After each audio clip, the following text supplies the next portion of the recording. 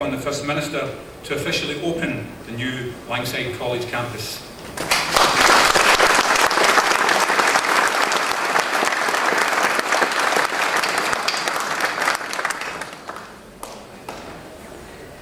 Well, Brian, Principal, former Principal, students of Langside, MSP James Dornan, many Glasgow councillors, lecturers, past lecturers, to-be lecturers, students, past students, hangers-on, folk who've sneaked in round the back.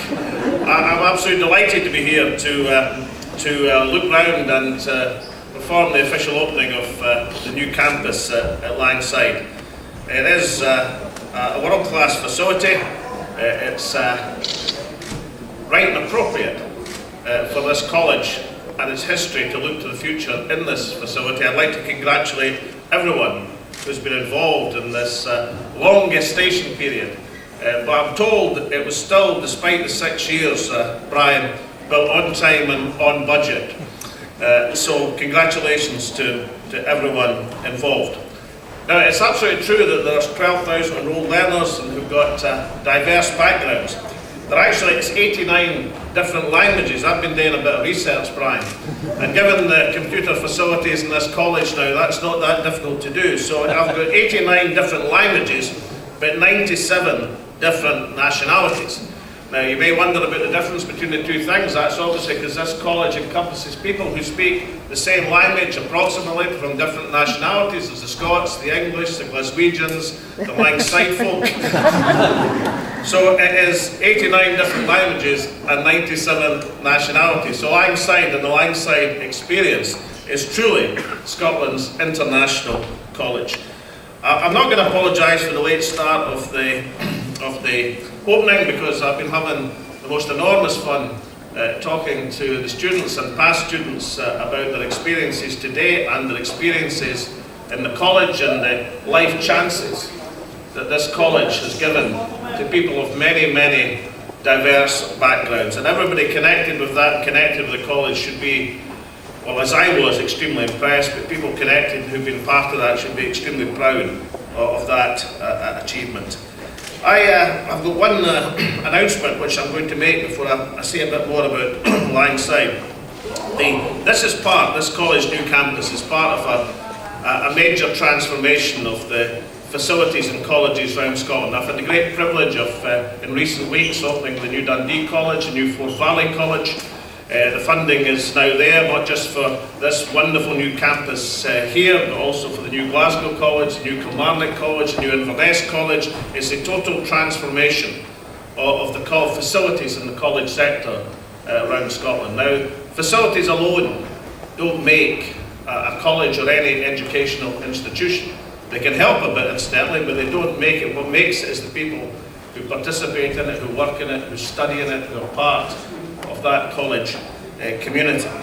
And therefore, the commitment, unique in these islands, to offer a training place to every 16 to 19-year-old in Scotland who's not in full-time education, training or apprenticeship or a job, is of fundamental importance. And in order to deliver that commitment, as we shall, it will need the full engagement of the college sector around Scotland. The maintenance of the educational maintenance allowance, of course, allows many people, particularly from difficult backgrounds, to sustain their time in education, both at school and at college. The announcement in student support, which maintains the 25% increase in student support at a time when the Scottish budget has been cut by £3,000 million, is also of fundamental importance in allowing that participation to continue at the extraordinary high levels we're now seeing it in Scotland.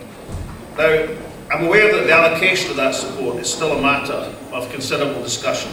So as part of the review of post-16 education that Brian alluded to, we're already examining college student support to ensure we strike the right balance between national policy and local discretion in terms of determining the support for learners and students. So we recognise that review won't be completed in time for the allocation of resources in the 2012-13 financial year, the £95 million that's just been announced as part of the budget. So therefore I'm confirming today that the Scottish Government are undertaking work with the National Union of Students to see whether there is scope to improve the allocation of funding during 2012-13 in order we can build a consensus around the interim arrangements prior to that overall post-16 review being completed. In other words, the allocation of the additional funds that have been announced will have the full participation of the student body as well as the colleges in Scotland in terms of emphasising local discretion in order we can build that important consensus. Now, I know this building is called the Battlefield Building, which I'm told commemorates the Battle of Langside in 1568, where Mary Queen of Scots forces were defeated by those of her brother-in-law, the Regent Murray. Now, I've got something of an affinity for Mary Queen of Scots, and I've also got something of an affinity for the Regent Murray, because when I was a wee laddie in Livgate, there was this plaque in the High Street in Livgate where the Regent Murray was shot.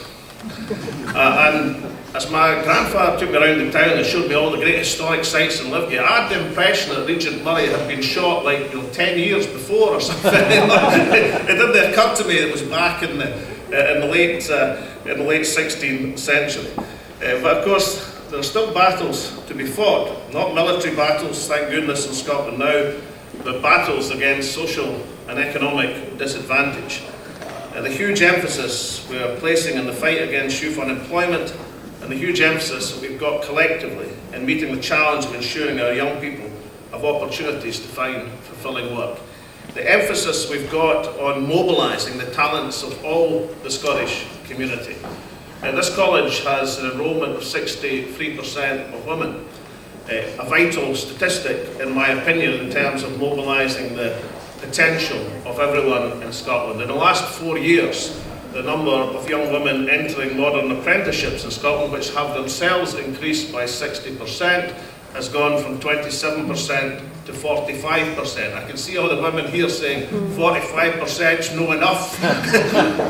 We want to get to that roughly equal position as 75%, I can see them all thinking, but nonetheless, it's a remarkable change, and this college with its enrolment figures exemplifies that change, that this modern Scotland is going to need to mobilise every single talent across the community, regardless of background, of income group, regardless of gender, if we're going to create the sort of society that each and every one of us wants to see. And the role and purpose that I've seen personally today in the performance of this college historically, and even more importantly, the opportunity that the ability of students to be able to attend this college through student funding, the ability of this college through its wonderful new campus to provide the facilities to which every single student is entitled in this country, the role of Langside is going to be enormously influential given its spread in terms of class and income and nationality, in forming and creating that new Scotland which we seek. So with the new campus, you've got the buildings that good work deserves. I'm delighted to mark the opening of that new campus and set you a challenge that that excellent work that you've delivered over the last generation will be exemplified and increased as we move forward to the next generation. Thank you very much indeed.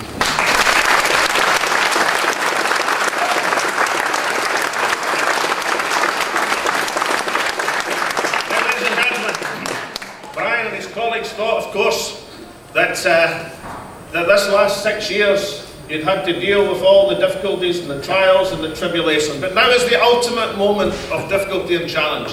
You see, I've got something of a track record in opening things. I was in Perth last year opening a new social housing development, and I pulled the plaque off the wall, much to the disgruntlement of the quality builder who was standing alongside me at the time. This rather embarrassing incident was well reported, particularly in the Daily Record, I has to say. And so when I was opening the new, or announcing the new building, technology building for Strathclyde University, they decided they wouldn't take that chance. And therefore what they did, they had a full automated laser opening. All I had to do was wave my hand, and this magnificent three-dimensional laser display would open the building in terms of a virtual opening. I waved my hand and nothing at all happened. So now we come to this moment of truth. Am I, as First Minister, do I have the technological ability, having benefited from the full scope of Scottish learning at skill at college and university, do I have the ability to pull this tartan thing off this erection without disrupting the opening of the college? This is the ultimate challenge. Ladies and gentlemen, I have the most enormous pleasure in declaring the new campus of Langside College well and truly open.